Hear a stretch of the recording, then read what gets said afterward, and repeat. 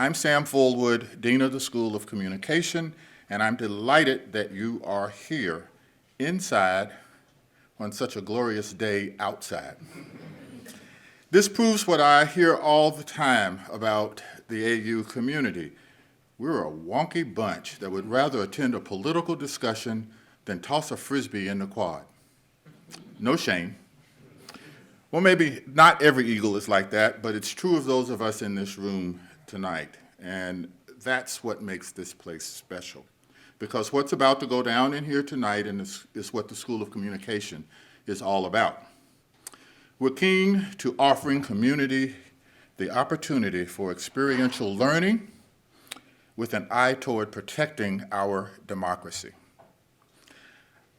Informing the public about current events is vital to democracy, and we're pleased to have two very important people here tonight to bring life to the political story of the day. Eugene Daniels is Politico's White House correspondent, focusing primarily on covering Vice President Kamala Harris. You've probably seen him on television as he's a senior contributor for MSNBC's Morning Joe and often appears on PBS's Washington Week. We are happy to have Eugene with us tonight. And joining him will be our own Professor Jane Hall. Professor Hall is the recent author of an amazing book, Politics and the Media, Intersections and New Directions, which was published by CQ Press last fall. I have a special relationship with Jane because long ago, when dinosaurs roamed the earth, in a different life, we were colleagues as reporters at the Los Angeles Times. She was in the paper's New York bureau, and I covered politics from the Washington bureau. Now we're colleagues again, only in the not-so-ivy-covered halls of McKinley Building. So welcome, Jane. I also want to say a quick word of appreciation for AU's Kennedy Political Union, which is co-sponsoring this event. KPU is the nonpartisan, student-run, student-financed Speakers Bureau. It is the epitome of experiential learning for nearly a half a century on our campus.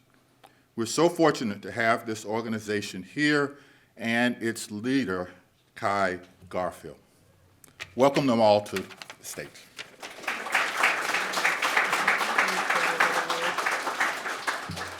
Hello, everybody. I'm going to keep this very short and very brief. I want to do a quick thank you for all of you coming out tonight on behalf of KPU and SOC. And that's it. Without further ado, I want to introduce Jane Hall, our moderator, and Politico's Eugene Daniels.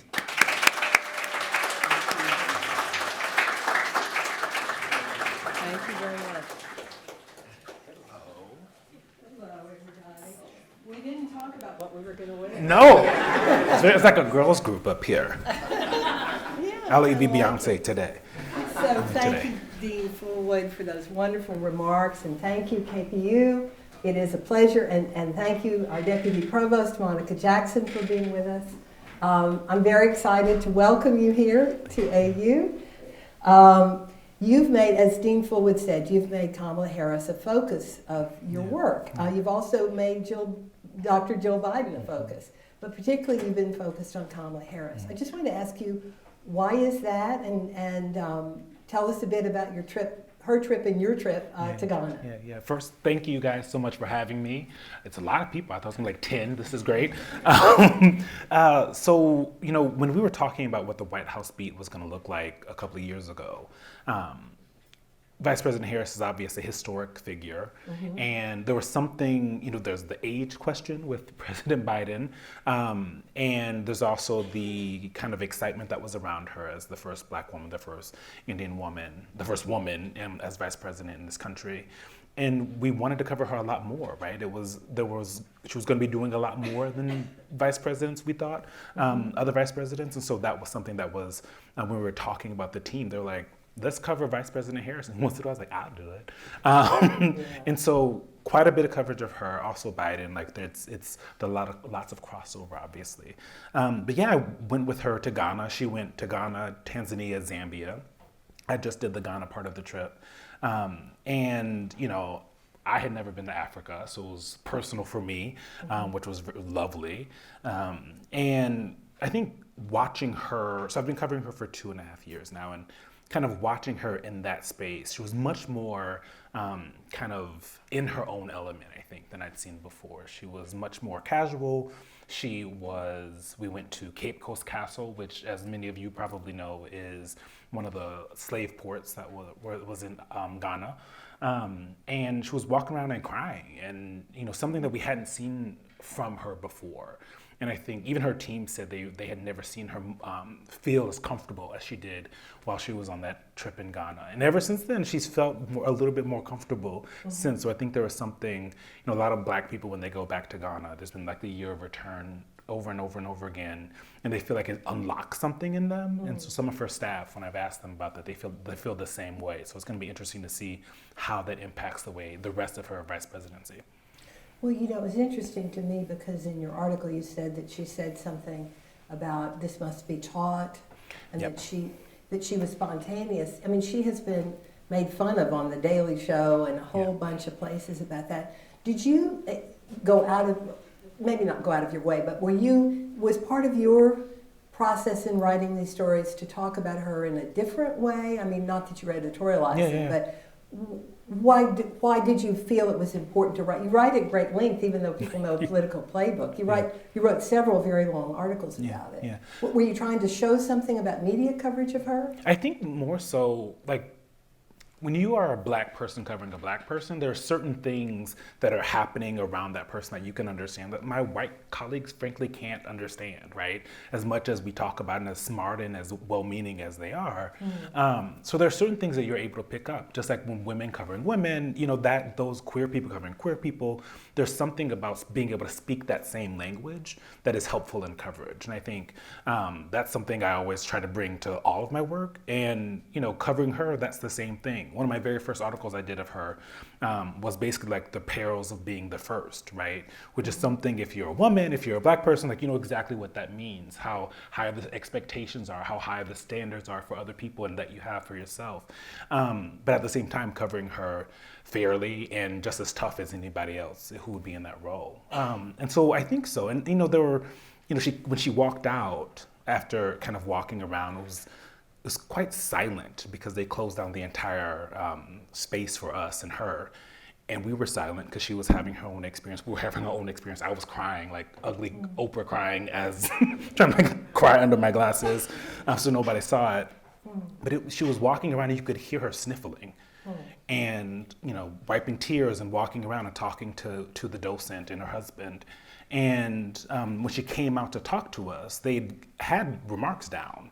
And she didn't look at them at all. And so I asked, I said, they're like, we don't recognize that speech at all. We wrote her something, but that is not what came out of it. And so what it showed was that she was emotionally tied to the space in a way that, we expected, but I think she went even further than her team even thought. Well, is that something we're going to see more of with her in the Biden administration? I think so. It's possible. She's also a lawyer, so she often gets in when she speaks talks, and she and her team would even say this like a lawyer would speak, right? And I think what we saw is that she can speak extra. She can just go. And I think that is something that a lot of people who were fans of hers have been looking for a long time. And so possibly we'll have to see. Can I ask you a predictive question? Maybe. Okay. Do you think she's going to be the vice presidential nominee if he runs? And I have a second part, but let's ask that first one. 100%. Yeah, 100%. You think she will be did you guys hear that? 100%? 100%. She will be the vice presidential nominee if Biden runs. 100%. They have. Okay, what are you basing that on? They have a close relationship. People don't usually get rid of their vice presidents when they run, and it would be quite something if Joe Biden got rid of the first woman in that role. For someone who has based a lot of his political will and political capital on banking with the Black voters and supporting him, right? South Carolina is where his campaign was brought back to life. Yeah, I don't see him doing that. He's much smarter than that, I think, him and his team. What if Biden decides not to run? What would you predict on the field there? I think it would be a little chaotic because we're kind of, what is it, April of 2023?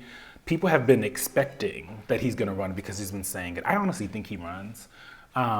Wait, what did you just say? I honestly think he does run. You think honestly that he will run? Yeah, because I mean, anything could His wife happen. already told us he's running. Yeah, exactly, months ago. Anything could happen. He has said the same thing for a long time. One thing, I was talking to a staffer the other day, and they were like, "Just take yes for an answer."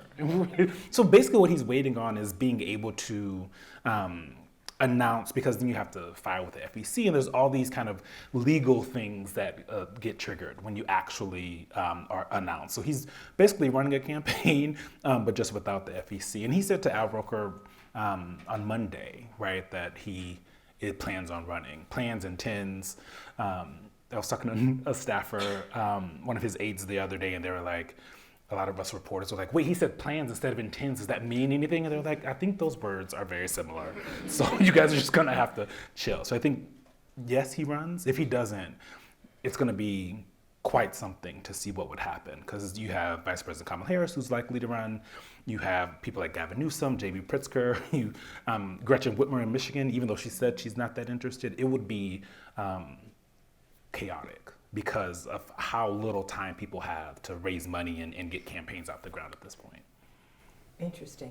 What do you think, as long as we're getting the prediction business? I'll get these out of the way. She's going to get me in trouble. Okay. The Republican, Donald Trump, with or without Donald Trump? Who's going to win the nomination? Well, who's going to be the nominee? I think, based off of what we're seeing now, it seems it's difficult to see anyone but Donald Trump. Really? Wow. And the reason I say that is he has a base of support that no one else in the Republican Party has, right? He always has that 30 to 40% of people who we've seen a lot happen over the last 6 years, and they've gone nowhere. And when he was indicted recently, his numbers actually went up in almost every single poll. And what every Republican strategist I've talked to about this tells me is that if someone wants him to not be the nominee, they're going to have to take him on, right? And no one has been willing to do that. Not Ron DeSantis, not Mike Pence, not Mike Pompeo, who hasn't officially announced, Nikki Haley, Tim Scott. None of these folks have been willing to do that. And unless someone is, there's no reason for the voters to not pick Donald Trump, right? If you were trying to differentiate yourself, you have to do it in certain ways. And there's a lot for them to do that with Donald Trump, right? None of them are indicted, right? None of them have been indicted. None of them have been impeached twice. There are all these things that they could use and say that they aren't going to do. And so if you're a voter, why would I pick you if you're not saying anything bad about this guy? I know who he is. We voted for him already. He was president. He says he's going to fight for us. Anything could happen. This is American politics. But at this point, it's very difficult to see how the Republican Party gets rid of him. There's a lot of legal things happening also. So there's that possibility. But the base hasn't turned against him. The leadership of the Republican Party hasn't turned against him. They've actually embraced him. Even after January 6th, there was a moment after January 6th where I think everyone thought, oh, the Republican Party is over him. They said so, right? Lindsey Graham. They condemned him. Exactly. Lindsey Graham said, I'm off the Trump train, consider me out. It went on and on. Behind the scenes, they were saying all types of things, how they really felt. And then weeks later, Kevin McCarthy went back and kind of gave everyone the permission structure to do the same thing. And so they embraced him. So now it seems really difficult to see how they kind of get rid of him, though they talk about getting rid of him a lot behind closed doors. Wow. Really something. Yeah, it's really something to watch someone that told you that they don't like him talk about how they like him on television, like the next day. It's very confusing. It's a very confusing part of covering politics nowadays. I can imagine. Yeah. Well, let me ask you, one of the many reasons I'm so glad you're here is that you're a role model, as I told you the other day when we met, for our students. And you represent a couple of underrepresented groups, and political journalism has been dominated even more than regular journalism, by straight white men. And I just wanted to ask you, what difference does it make, do you think, for you and other people from other underrepresented groups to be on TV at the table? Without asking you to be self-aggrandizing. What difference does it make, would you say? Thank you for saying that. I mean, I didn't see a lot of people that, skin color that looked like me, that were gay like me on television as I grew up. And so I didn't really know it was possible, right? And so I wanted to be a lawyer and then a politician. I'd seen black people do that, right? That was something I was like, oh, I can do that. And then I had a journalism class and a teacher who I loved who made a huge difference. Her name's Pam Jackson, and helped me realize like this was what I wanted to do. I didn't think it would be like this. I definitely did not think I'd be on TV like this. I really thought I was going to be in local TV my entire career.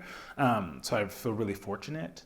And I think when you see someone that looks like you, someone that has a similar background to you, it opens up doors that you didn't know existed. Doors in your mind? Yeah, doors in your mind. Like not even the physical doors, but like actually thinking, oh wait, I could do that too. Why not? And one of my favorite things that happens is I've heard from teachers and parents who say like, my son or my teacher or my students saw you wearing nail polish. They wear nail polish, they get bullied for it. Can you send like a picture or send them a little note? Oh.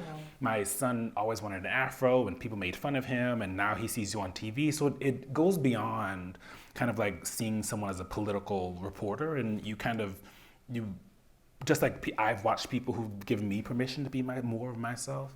I'm very fortunate that people continue to say that that's the case. And it's not on purpose. Like I'm just like being myself. And I think, I came out very late in life at 27. It's like 7 years ago. 7, I'm not good at math, babe. Is that right? And I told myself like I'm not doing this again. I spent 27 years in the closet pretending to be someone I wasn't. So I'm just gonna kick the closet door down. I'm walking out. I'm gonna wear my black and white pants apparently.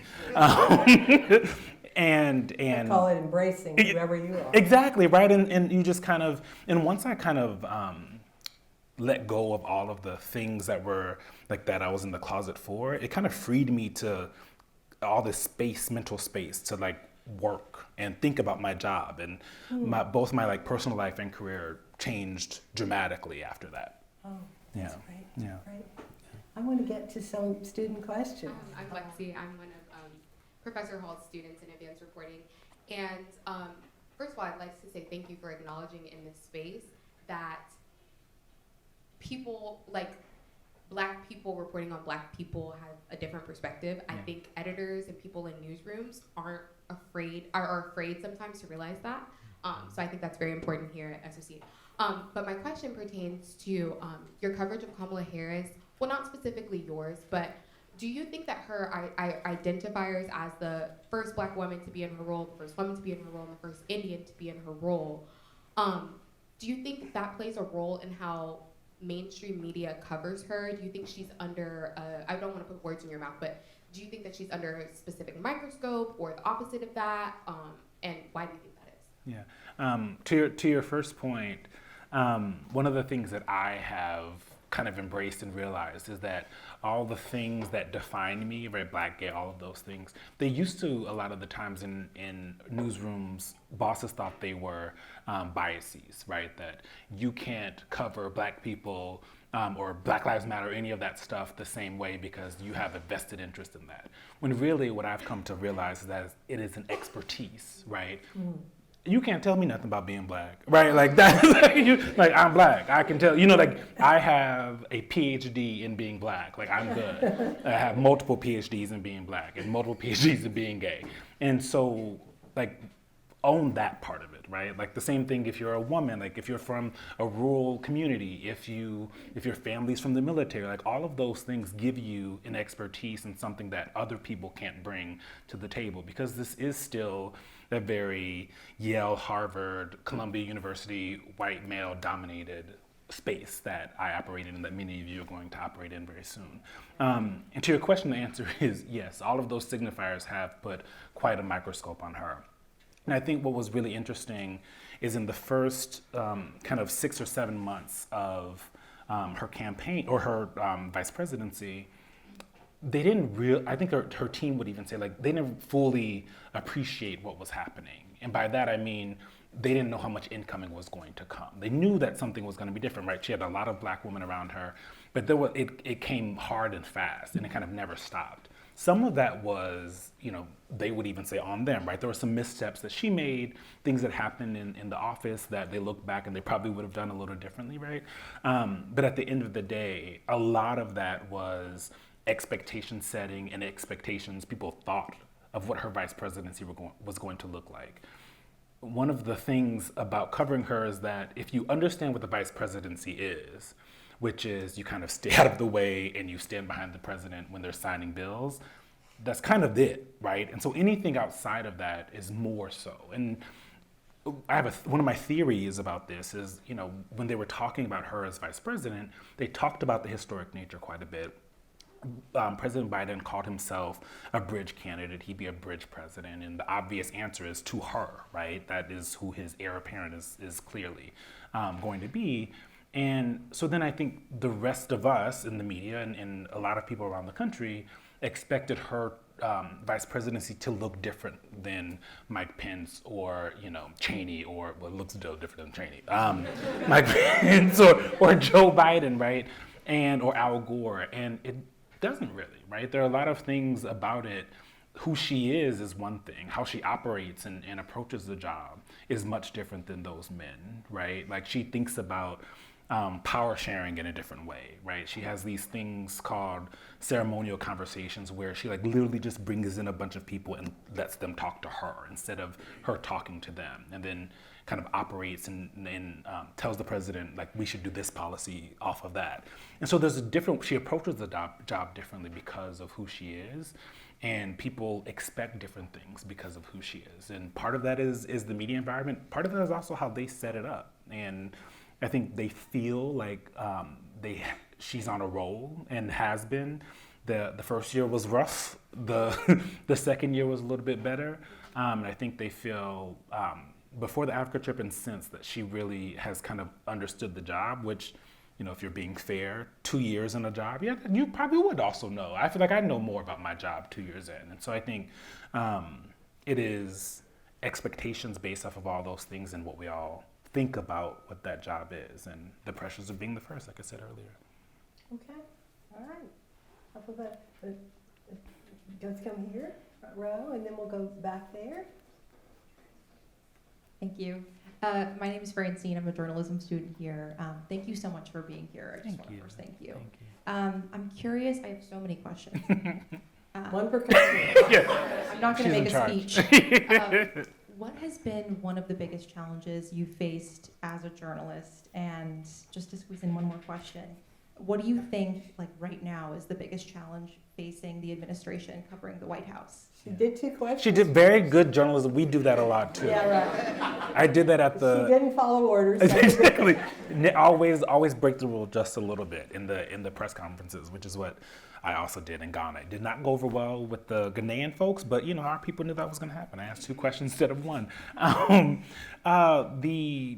guess you mean personal challenge or kind of work personal challenge. I mean, my first job, I was in local TV in Colorado Springs, and the general manager told me my voice was too black for Colorado Springs. Yeah, exactly. I was also shaking, exactly. Pearls. I was shocked. So what did you say? So this was in 2013. It was a very different time. And so I just didn't say anything. I just I was like, okay. What'd you say inside? I'll show you. I didn't even get to the show you till later, recently, honestly. But I think that was because it called into question my career choice, who I am as a person. Am I good enough, not good enough? But I'm very lucky to have parents who, growing up, my mom used to always tell us, you belong in every room you find yourself in. And I didn't really understand what that meant until I was older, and honestly, then kind of right after that, I was like, oh, okay, so there's naysayers, and there's people who are gonna say things based off of who you are and their own biases and racism and whatever ism that you're dealing with.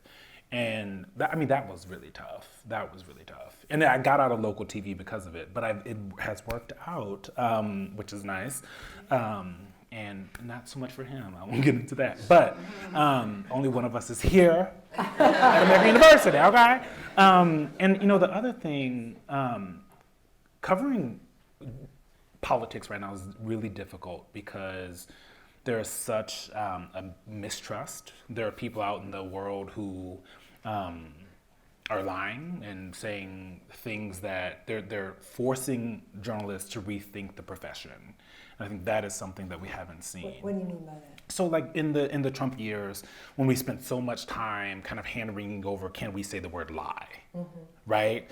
Like it is changing the way that we approach the job. Like how do you call things out while also wanting to be objective? What does being objective mean? All of these questions that I think the younger reporters have been pushing, I pointed to myself because I still consider myself a little bit young, but have been pushing on and changing. It doesn't mean that you aren't fair, right? And you talk to all sides of an issue, but you have to call balls and strikes also. And that's not an abnormal part of journalism. That is also a part of journalism, and has always been a part of journalism.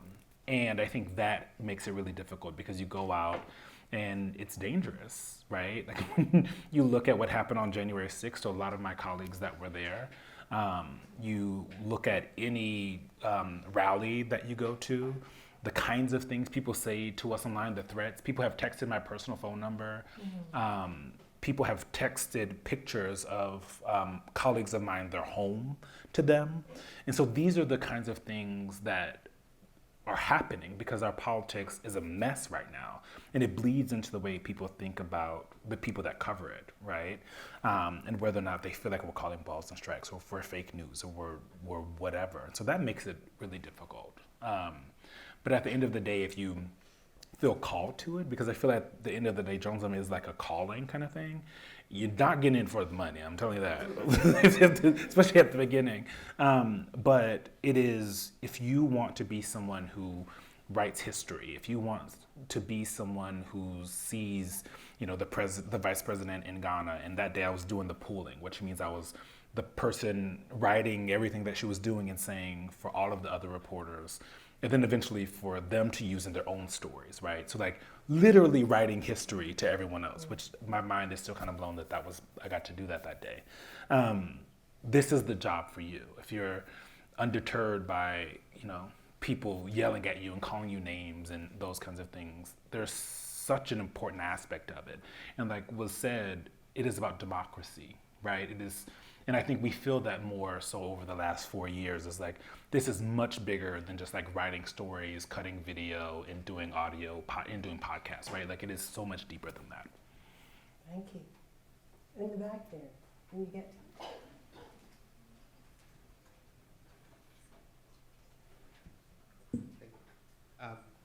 My own? Oh, hi, Mr. Daniels. Oh my God, not Mr.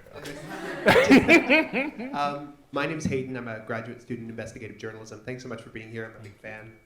My favorite thing about your writing at Politico and that of your Politico colleagues is that you really get into the nuances and the nuts and bolts of the policy and the electoral consequences of each action. But your writing is also really, really accessible. And even if you're not kind of an inside the beltway person, you can still understand it. Is that something that you bear in mind when you approach writing and reporting a story, or do you just kind of throw caution to the wind and sort of write the way that you want to on any given day? I'm curious as to your kind of approach to audience and accessibility while still kind of acknowledging that you're writing for politicos. Right. Like with like Politico's like the insider's inside thing. And I think, I mean, for me, I do this when I go on television or when I start writing. I think about my grandmother who lives in Bucksport, South Carolina, who is on a fixed income, Ruby Brown, and think about, okay, what are the things that she needs to know to make decisions in her own life, right? What are the decisions my cousins need to know that live in that area to make decisions about their life? How does this impact them? Some of the stuff doesn't, right? Like some of the stuff is just like gossip internally that does tell you things about how administrations operate and how humans think about and approach policy and politics. And so that's how I approach it. I do think about making it accessible, because you are someone who has a lot of privilege as a journalist, right? I get in spaces that other people just do not get into, right? Like yesterday I was in the Roosevelt room with Vice President Harris, Attorney General Garland was there, secretaries, the chief of staff was there. That doesn't happen to a lot of people. It definitely doesn't happen to a lot of people that look like me. So for me, it's like, okay, I want to bring people into this room. I want people to be able to not just see themselves as like the reporters, but like, come in. These are people you pay, right? Like, so they should all know. And, you know, people aren't gonna think you're dumb just because you write in a way that is accessible, right? And if they do, who cares? That's not my issue, right? What I want to do is I want people to be able to read it. And you know, my husband's dad is in South Dakota, and he reads Playbook every single day, which is, no one ever thought, I think, that a rancher in South Dakota would be reading Playbook every day, but he does, right? And he talks about how the things that we write and the way that we write give him access to the kinds of things and how to live his own life. So it's about thinking about being outside the Beltway. We are very much focused on what's happening here, but it obviously impacts every person that lives in this country and the world, really. You know what's so interesting? Historically, when the two Washington Post reporters started Politico, it was criticized for taking away from the coverage of politics, and it has proliferated. Yeah. And there are all kinds of newsletters and all kinds of things, and you all are expanding. I think that's a very interesting thing, you know, that it went from one to the other. Yeah. Do you think the criticism of the horse race and the inside still applies, or do you think everybody's gotten inside and everybody wants to know? Yeah, I think both. I think, you know, there are people who criticize Politico, and trust me, if you look at my Twitter mentions any given day or my DMs, for focusing on things that don't matter to them. And the way that people think what matters. And the question is, who decides that, right? So if I write a story about chaos in the vice president's office, right? People having, which we did in that first year, about people having issues with the chief of staff. It's not just about the drama, right? It also tells you about how these humans approach, like I said, politics and policy. It tells you what you can expect. How can you operate an effective government when you're having all of these like managerial issues, right? That is, to me, that is the point of the gossip stories, right? It's not just about the gossip. But I also think there are, you know, Politico struck gold 16 years ago when they started, right? It was right around the Obama coming in, and it was a time when people were super obsessed with politics, and they didn't want to be brought in the room in a way they hadn't before. There are things about journalism that I have my own critiques of, right? And the way that, you know, sometimes we do focus on things that at the end of the day, you know, not changing policy or politics. But I think we're too far gone, and there are a lot of newsletters. Space for everybody. Yeah, you know, like Playbook is the original. Yeah, exactly. exactly. I've been looking. Exactly. I've been Exactly. looking at a lot of things. Exactly. Okay, let's go to some more questions. Raise your hand. Okay. Can you all get there? Hi, my name is Kenya Harris. I'm in the political communications program here at American. Thank you so much for coming out today. Thank you. And I just wanted to get your opinions on the We Have Her Back movement. So We Have Her Back was one of the first organizations of its kind unpacking and debunking misogynoir and opposition coverage and media coverage in real time while Kamala Harris was running. So can you discuss the impact that this organizations like this have or didn't have on your work? What is the importance of having organizations like We Have Her Back? And can you also assess the impact that organizations like We Have Her Back will have on BIPOC candidates who want to run in the future? What a very specific question. I feel like you're writing a story. Very good. Are you all familiar with We Have Your Back? You want to define it briefly? It's a group of women looking for sexism in the coverage. Would that be a fair characterization? Yes. Okay. Yeah. Okay. I personally think, and I feel like people probably some journalists might disagree with me, I don't think our coverage or we are beyond reproach, right? I think criticism of journalism is good. It makes us better reporters, right? Constructive criticism, to be clear. Calling me the N-word is not constructive. We can probably all agree on that. But talking about, especially with, you know, Harris, or even, you know, there's the way that we covered Doug Emhoff and a man in a role that we've never seen before, right? people should critique the ways that we approach those things. They should be fair and think about, like, what is the principal doing? How is this person interacting with the world, and are they doing the role in the way that they, that they expect them to do, the people that voted for them? So I don't think there's anything wrong with those organizations. I think the folks that are looking for criticisms of sexism, racism, misogyny, like you said, they should continue to do that work. And I think if you talk to reporters who were, covering the 2008 campaign, especially, and the coverage of Hillary Clinton, the coverage of her while she was Secretary of State, and even the coverage of her in 2016, it is much different now. There are still problems with it, right? There's the added layer of Kamala Harris being a woman of color. It's much different now. And part of that is because people called it out. People said, like, this is not okay. And so sometimes it takes a little time, because journalists, we can be pretty stubborn. I don't know if my husband might say yes to that, but we can be really stubborn. And I think it takes a lot of voices to change the industry. And I think we're going in the right direction. There's a lot of problems that continue to rear their heads as another person kicks down a door, busts open a glass ceiling, right? And so it's about learning how to be fair to people and understanding what them bringing themselves and all of what they are to every job that they have. Okay, so what does that look like, right? How do you judge someone when we've never seen someone like that in that role? And I think those, all of those organizations, and more importantly, the people that do that work, make our country better and the coverage better. You know what's so interesting? This is an area that I've written a lot about, the depiction of women in politics and the media. And if you look at 2016, it really is, it really reflects, I'm sure you all have heard of the double bind, damned if you do, damned if you don't. And I remember Oprah Winfrey saying about Hillary Clinton, because people said, I don't like her, which is a very coded thing, right? And she said, she's not coming to your house, which I just loved. I quoted that to my students. Like the likability factor, there's so many things that in my view are still true. Yeah. But it does appear to me, in part, I think, because there are more women covering politics. I mean, I've been interviewed by women reporters about the depiction of women in politics, and they're at the table. I think it makes a difference, personally. No, it does. I mean, because like I said about being a black person covering a black person, you think about it differently, right? Because you have experienced some of the exact same things, right? A woman covering a woman knows what it looks like for a man to underestimate her, right? You see on debate stages how those men talk to her and what that looks like. You know exactly what that is. We know how that feels.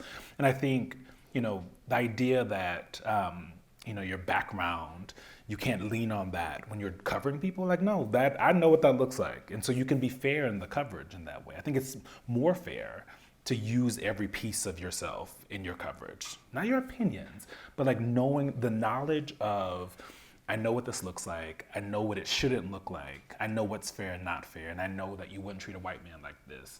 Like, those are important aspects of covering humans, right? There are a lot of people that cover like climate change specifically and wildfires, which I guess is part of climate change, and, the foreign policy. But we cover politics, and that is about human beings and how they operate with the world. And I think so much of that is there's so much more nuance than there ever has been. And the more that you can get into that and think about why we're viewing someone the way that we are, it's better for the work. What do you make of the coverage of Nikki Haley? And how Nikki Haley's running? And the whole other thing is, do you run as a woman? Yeah, she is. Did Barack Obama run as a black candidate? Yeah. I mean, Nikki Haley is doing something that's really interesting, which is she is leaning on her background. And the way that she's doing, Tim Scott is kind of doing this too, though he started an exploratory committee, which isn't a thing. You either are running for president or you're not. The FEC does not have like a different column. So for all intents and purposes, he is running for president. Both of them are doing something that I think we haven't really seen, because a lot of people of color haven't run on the Republican side, is leaning on their backgrounds in a way to say, they can't call me racist because I'm black. they can't call me sexist because I'm a woman, right? And I think that's really interesting, right? That is an interesting part of our politics that we haven't seen before on that stage. How that shakes out, who knows? I think Nikki Haley, being the first one out the gate was really smart. You kind of always want to be one of the first out of the gate to run for president. But she's also someone who is not going to attack Donald Trump. She did it in that memo. I don't know if you guys saw. There was like a memo where she talked about Trump. She talked about having basically like an aptitude test for old candidates if they were over a certain age, right? Which is obviously a veiled attack at Trump, but that's a veiled attack at Trump is not going to take him out if that's what you're looking to do. How, as we get closer and when they get on debate stages with him, that is where you're going to see all of the kind of talk in the memos and the veiled, how Mike Pence at the Gridiron Dinner talked about him behind the closed doors. I was there. We were all like, "What's happening?" But then there's no recording of it. No one saw it. Right? We were the only people that know. Well, yeah. Does it sound like the media are going to have to ask the questions of the candidates? Oh yeah. I mean, what do you really think of Donald Trump on the debate? Yeah. But they're not going to. A lot of them aren't going to answer. They haven't. What they've said, even trying to get them to talk about watching him being indicted, and then they attack Alvin Bragg, the DA. Their prerogative, but that's what they ended up doing. I think it was either today or yesterday, Times a Flat Circle after the pandemic, but Mike Pence was asked about whether or not Donald Trump's legal issue should keep him from running or be an issue that people should think about. And he said, that's for the voters to decide. Well, it's like, you're running against him. It's also for you to say, right? Like, that's not, the voters decide those things because candidates say them, right? The voters are obviously very smart. They have their own opinions, but they want to see the people on stage contrast themselves against each other. Well, yeah, I mean, I can imagine if you were running the debate, would you be pointing out the contradictions? Oh, I'd be in trouble. I would be in trouble. But yes, I would, because I think you have to, right? Like, I think about Kristen Welker at NBC when she did the debate. I thought it was like a master class, right? And to watch this black woman tell these men I'm in charge. That is I think a lot of people looked at that and they said, this is how debates should be, period, right? You are the person that's in charge. It's your debate stage, not theirs. And I think that is something that a lot of my colleagues are going to be doing with the Republicans as they start their debates and then in the general election as well. Okay, let's go to some more questions. In the back there. We'll get to you.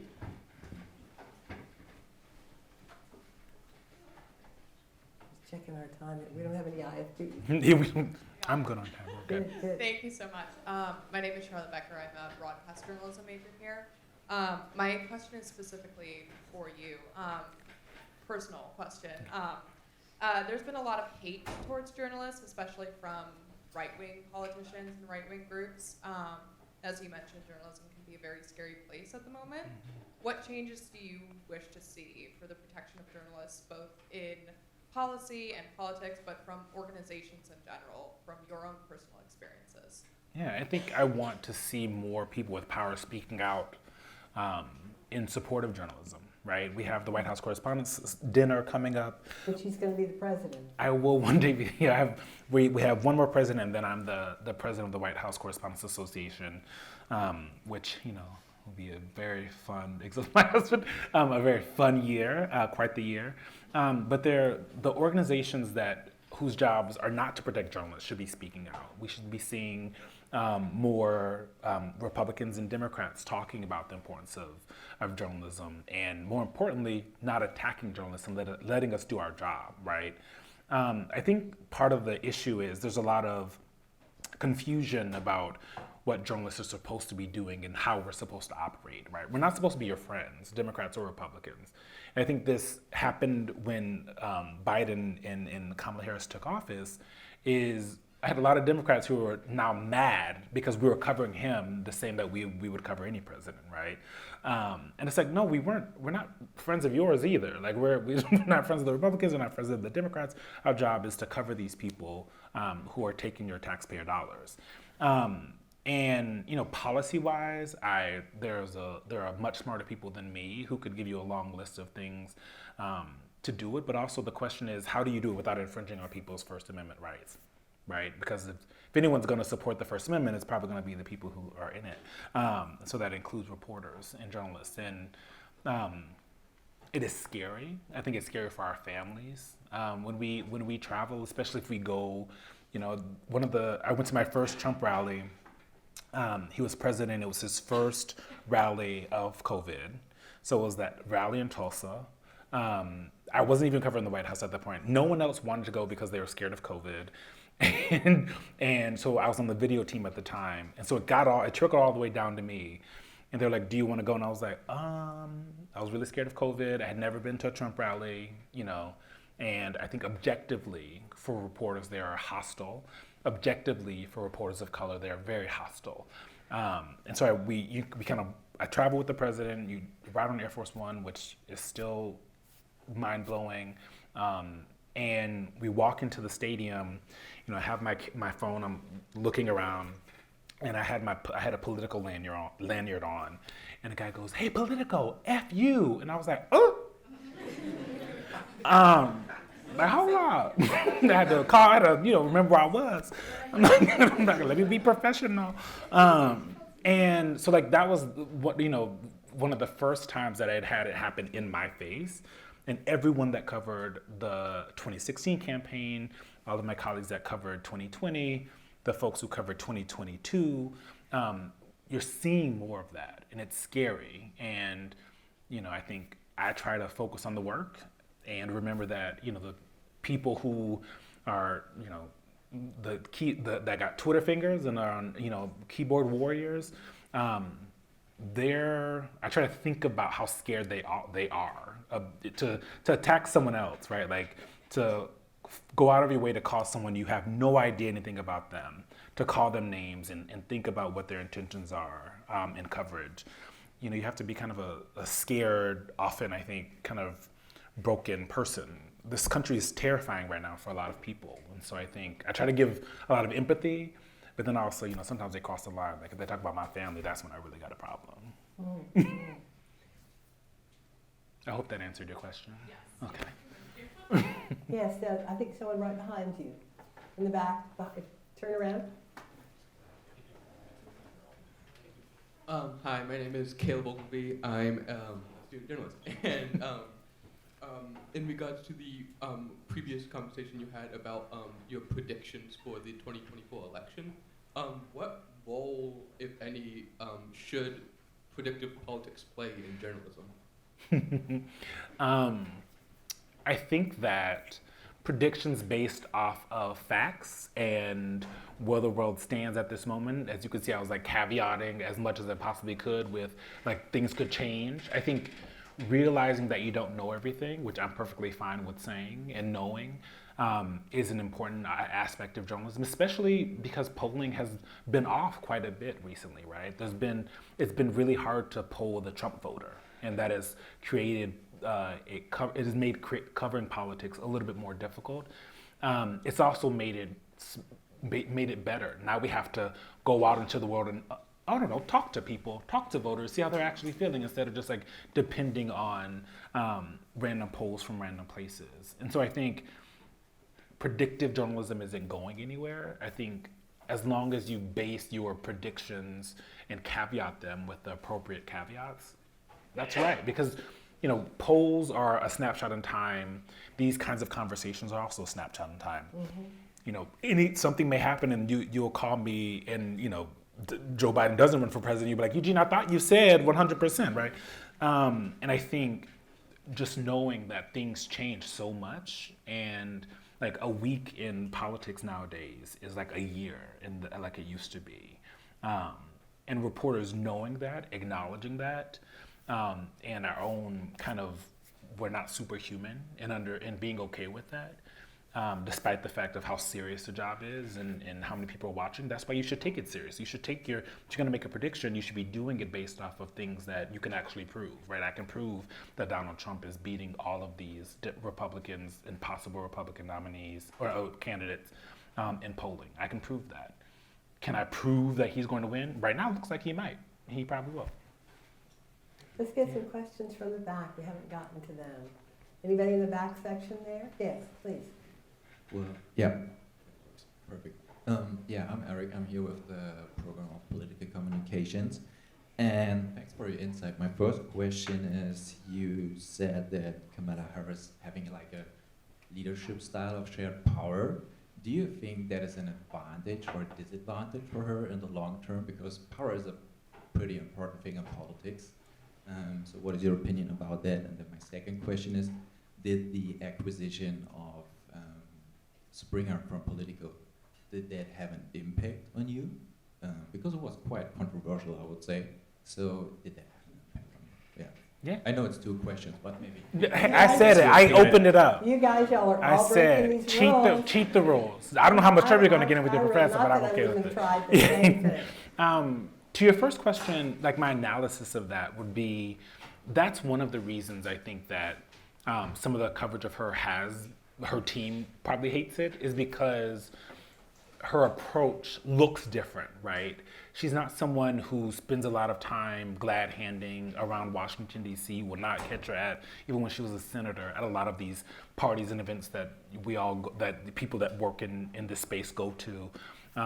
And she does approach the job in ways that other people don't. And when I was talking to people, when I first started realizing she was doing these ceremonial conversations, and I wrote about it, I think, in like the 8th month, like August or so, was like, what's the purpose of this, right? And the way that they explained how she thinks about it is listening to everyone, but also then kind of creating little ambassadors to go out into the world and kind of create political power that way, and not to think of it as like the center holding all the power, but trying to find ways to bring more people to the table. A lot of folks, Donna Brazile is one of them, who a lot of you probably know, and still wild that I call people like Donna Brazile on the phone. I'm like, this is crazy.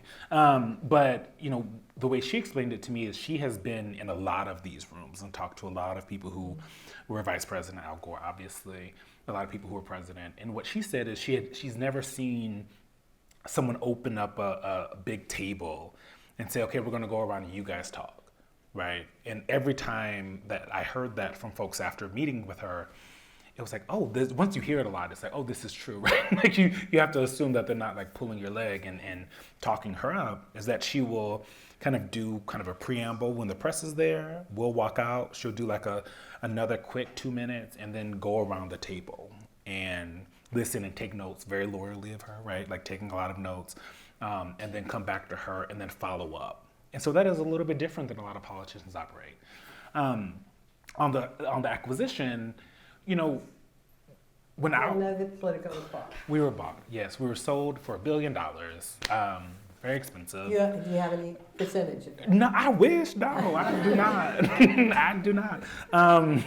But I think, you know, who kind of owns and operates your organization, it depends on who they are. But often it doesn't actually trickle down, right? People have their own views of Axel Springer, but like they don't come in and tell us what to do, right?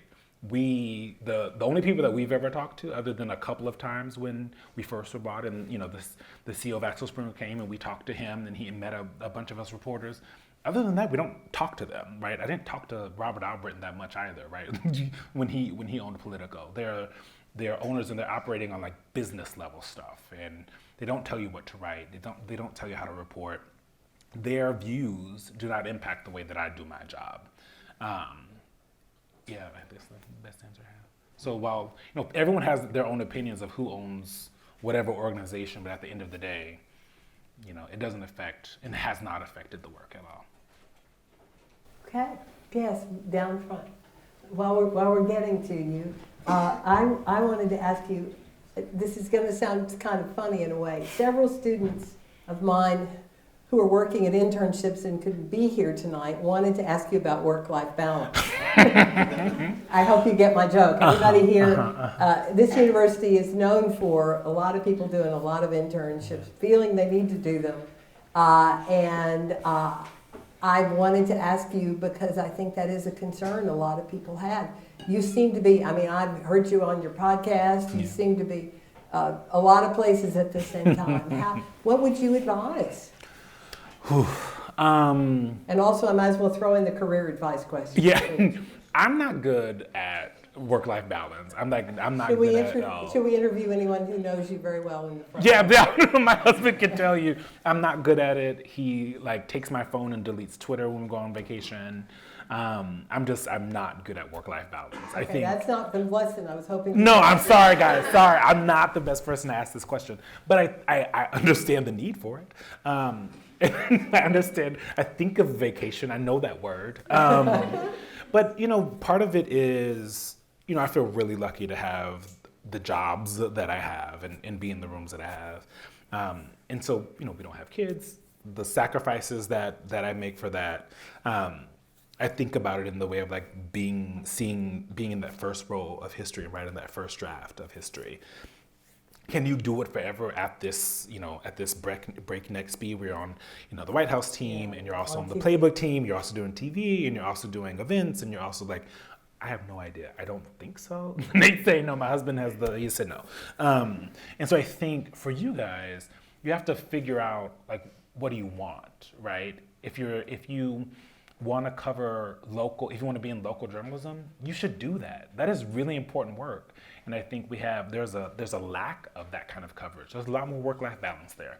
If you only want to write a newsletter, you should do that. If you want to do a lot of things, I did the same thing when I was in college and I went to student media and I did everything in student media. I was on the magazine, I wrote articles for the paper, I had I did the anchoring for the TV, I had a radio show, this was Colorado State, yes. I had a late night talk show, it was like 10, which I guess is late for some people. And so I did all of those things. So that's kind of always been in me to want to have my hands in different ways, because the way that I approach it and think about it is, it's about storytelling. And depending on what it is and what the story is, you can tell it in different ways. Sometimes all you need is a quick 500 word top in Playbook. Sometimes you need 2,000 words. Sometimes I work with the video team. Sometimes it's better as a podcast. And so I think you guys have a advantage over folks like me, because not all of us were taught in that way. I think you guys are probably all taught in a way where it's like there are so many more options in the way that you want to tell stories. And on work-life balance, try to find it. Try to find ways. What I tend to do is, when she's looking at my husband, she's like, "Is he?" She's like, "Fact check him."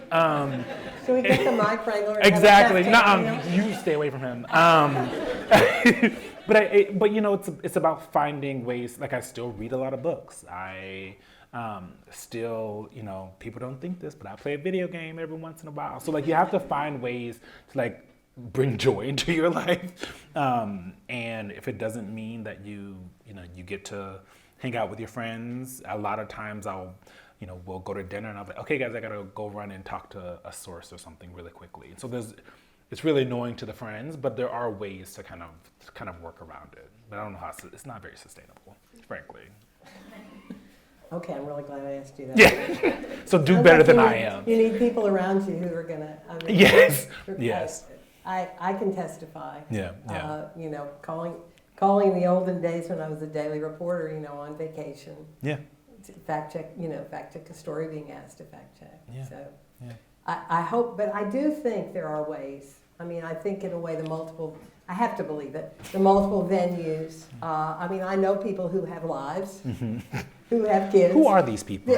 I do. I know them. I do know them. They have lives, and I think it's an important question. Yeah, I really do. it is. And I think you get better at it. And work-life balance looks different to everybody, right? Well, yeah, and when you're starting out, you probably have to pay your dues. Yeah. So. And paying your dues looks different than it did. You asked about the career question or career advice. Yeah. Tell us about this Newsy, which is now called something else. Yeah, now it's Scripps News. Scripps News. Okay. This first job is really what everybody here wants. Yeah. Well, so I was at KOA for my first job, and that was when we got the little racist situation. But then when I went to Newsy, you went from Colorado State to Colorado Springs. Okay. And then to Newsy, and which is, tell everybody. So Newsy was when I was there, was like a digital news organization, and at the time had just started doing more original content and had mostly done like white label. So AOL was one of our clients or whatever, for example, and AOL would say, hey, here's a news story or an article and we need a video of it. So we would like take all the information and anchor it and do video for it. But then we started doing original content, which is how I ended up in DC. They opened up a bureau here. And one of the, Christina Hartman, who was the VP of news at the time at Newsy. Newsy was in Columbia, Missouri, which is like a college town. And the first day that I walked in, I was very nervous because I had one type of journalism job. It was going from local news to digital. I was going to be full-time on camera. I had the guy tell me my voice was too black. And so when we went in this kind of like room to do anchor training, and I did like the Tom Brokaw thing, and she was like, what the hell is this? Like, she was like, who is this man? And she like stopped me. I actually saw her recently at the Gridiron Dinner, and we laughed about this. And she said, who's that? And I was like, what do you mean? I was just anchoring. And she was like, I hired you for you, right? I hired you because I wanted the person that I talked to on the phone, that I connected with, and that like made promises about how they approach journalism. That's who I want. Do it again. Oh, it's a great story. Isn't that amazing? And so I did that. And so what I realized in that moment is that's when I was like, oh, you can kind of bring yourself to work, right? Like you don't have to, sometimes I'll still code switch. But like I feel like I don't feel the need to all the time. And I think that is something that will always stick with me. So I would say, find places, organizations, bosses that are going to embrace all of you and figure out how to make a good journalist out of that, right? Like you come as like unformed clay and, you want them to teach you how to write better, what's a better way to ask a question that would elicit an actual answer that is helpful. How to, they spell check, so you don't need that, but like fact check, like those kinds of things to give you the tools to do it. But you don't want them, to me, I did not want them changing who I was as a person, because at the end of the day, I still have to go home and be with myself. And you can do both. And I don't think that you have to give up who you are to be successful in journalism. You don't. And I think finding those places, creating a community, because unlike a lot of my colleagues in journalism, I didn't know any journalists. I'm still the only journalist in my family. We didn't know nobody. I didn't have anybody to help me out with an internship. No shade to people who do. I love that for them. But I didn't have that. So what I had to do and have had to do is create a community of mentors. And what I've realized is that the people who have given me my biggest breaks have all been women. Every single one of them. I think that's because people in marginalized communities can see beyond the outward-facing parts and see the potential in people. And so Christina, who is an Asian American woman, knew that there was more to me than the Tom Brokaw fake boy. Like that, she was like, oh, I can work with this. When I got to Politico, Brooke Mentors, who was the executive producer in video, stole me from Newsy because we're doing this partnership with them, and stole me from Newsy and let me kind of expand my role and not just be a video reporter. I started writing more. Carrie Budolph Brown, who was the editor at Politico at the time, she's the person who was like, you know what, Eugene would be great on Playbook and the White House team, when, frankly, some people probably did not expect that, be going from the video team to covering the White House and being on, our biggest newsletter and the thing that makes the most money of anything at the organization. Rashida Jones at MSNBC, right? She was someone who was like, I want him to be a contributor for us. And so every time that I've had like a really something good and big happen in my career has been from women who I have, not been scared to talk to people. And so I would also say, the reason Carrie and I met and clicked was because they had office hours, and I just went into her office and wasn't scared to talk to her. And I talked to her as a human. I didn't go in there not to say you shouldn't, talk about your issues at work with your bosses. You absolutely should. But the first time I talked to her, I just asked her, I was like, do you miss being a reporter? And she was like, oh, I do. And so that is what we connected on, was like the journalism. And that's how I got more being on the political team. I started writing a lot more. I covered Andrew Yang, and it was like, there's no reason I should be covering a presidential candidate. That's how I felt at the time. But find people that will give you chances, and then back to my mom's, the best advice my mom has always had, and my favorite piece of advice to give people is, you belong in every single room you find yourself in. You bring something to the table that I can't, and that the people in front of us can't, the other people at that table cannot. And like when you embrace that aspect of it, and aspect of yourself, I think it kind of opens doors in a different way, both in your mind and actual physical doors. Okay, I think that's a pretty darn good note to end on. I think we should just, Do you have a mic? one more question? Did we have one more? I'm sorry. I do this in class all the time. They'll tell you. All right, you better have a good short one then. I sure hope Come so. on. So, thank you so much. My name's Jack. I'm the communication program. Kind of in this era of like truth being so controversial, I guess.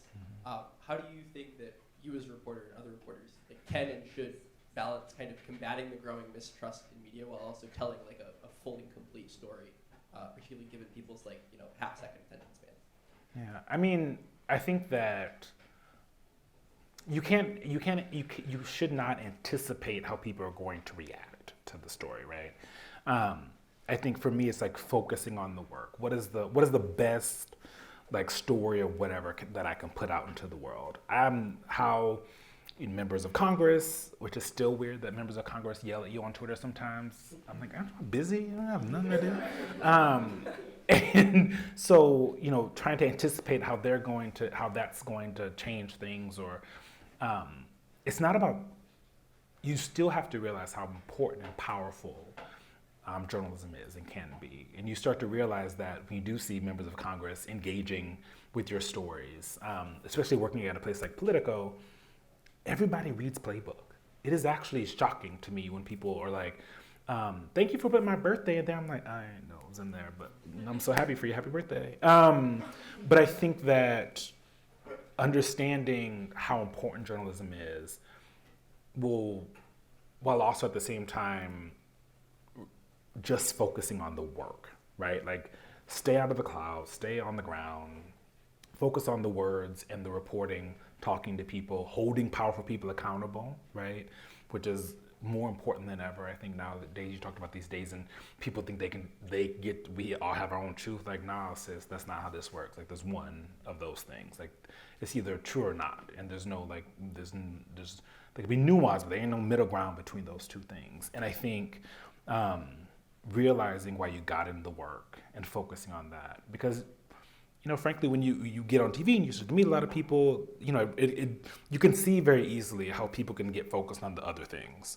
But at the end of the day, I could say something really stupid tomorrow on television and they will never allow me on television again, right? Like, it can go just as quickly as it felt like it came. And I think, so focusing on, okay, what did I get into this for? When I was 20 years old and I decided I didn't want to be a lawyer or a politician anymore, and I decided to be a journalist. What did I do that? Why did I do that, right? And leaning on that and holding on to that as much as you possibly can, instead of thinking about how other people are going to judge the work, right? You should think about the impact of it, right? Like, is this story, does this story hold the person in power as accountable as I possibly can? Do the people that read this story who are the taxpayers or don't pay taxes in this country and operate in this space, do they have the information they need to make decisions at the ballot box, right? Because at the end of the day, that's what journalism is, right?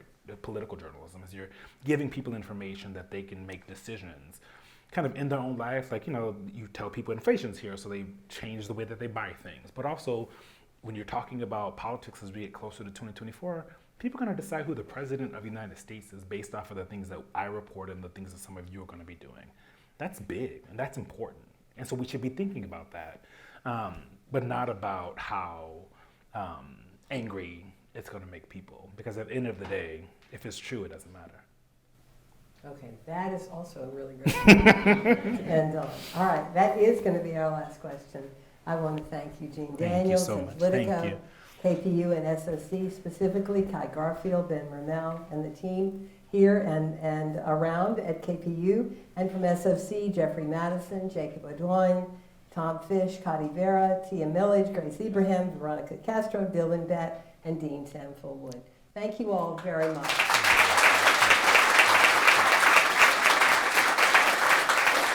Great. Thank you so much.